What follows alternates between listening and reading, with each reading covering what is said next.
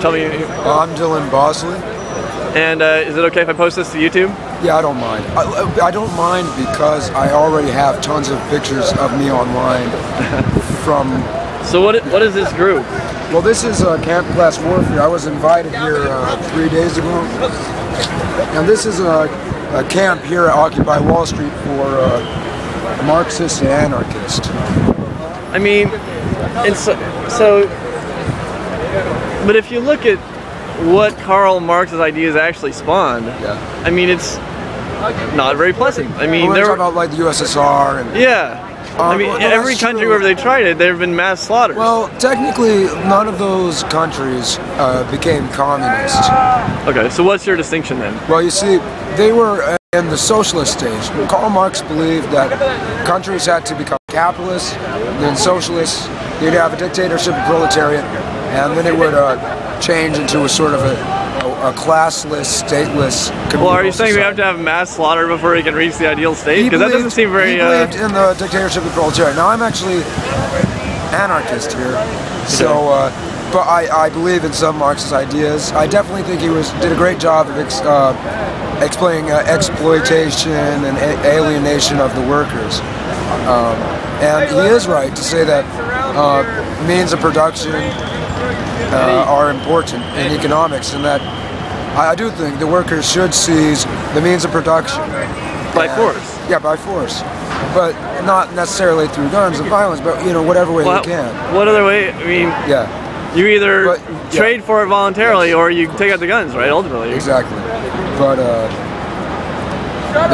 you see, because... I mean, but you gotta understand, right? I mean, I think violence will occur. If that happens, that's definitely true, because the elite, of course, are going to fight back. Well, I think that's a bad thing, right? That the elite would fight back? Or that, no, I think it's a bad thing that there'd be violence. I don't like the violence. On the other hand, if the workers don't seize the means of production, if they don't prevent their exploitation, and they will continue to give power to the elite, who, you know, ruin the world in many ways. Well, let me give you the counter argument, right? That Marx was totally wrong. That he definitely wasn't totally. The people who earn their money through a free market aren't exploiting the workers. They're giving workers opportunities and in mutually beneficial relationships that benefit. Oh, don't. Okay, well, he's like... We're getting heckling in the background. I will counter the counter. No, all right. It is true. When a boss sets up a business and offers jobs, that is opportunity. But the opportunity he gives is one which involves exploitation and wage slavery. But what I'm saying is, yes, he provides an opportunity, but he provides an opportunity which is exploitative. Now, the free market doesn't have to be as exploitative as it is.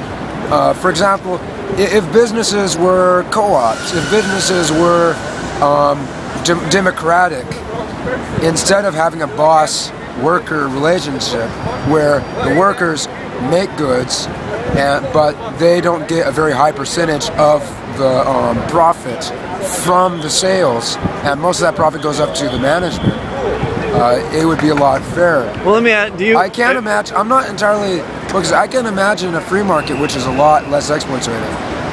Have you worked for a corporation? I've only as a janitor. Well, because for instance, my wife works for a small corporation as a graphic designer, and she wants to work for them because they take over the management and the client management that she just doesn't want to deal with. And she doesn't see herself as exploited. I mean, she just sees it as good for her because she doesn't have to put up all the management into it. Not having to deal with management is nice. Now, a co-op, everybody would have to deal with not just their job. They also have to deal with the management. But there still is the option of you still can have a division of labor and avoid a lot of exploitation if it's more of a democratic, non-hierarchical sort of business.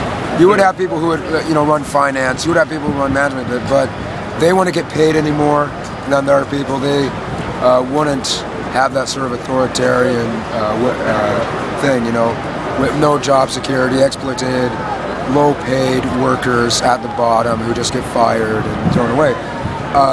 It can be done better than the way it is. Okay. Definitely. And so, no, you're right. Maybe you don't want to do the management, and it's nice that someone does. But you know, that doesn't necessarily mean it has to be exactly the way it is with the exploitation. All right, well, thanks for the interview. Okay. I disagree with where you're coming from, but yeah. I appreciate the interview. Okay, thanks.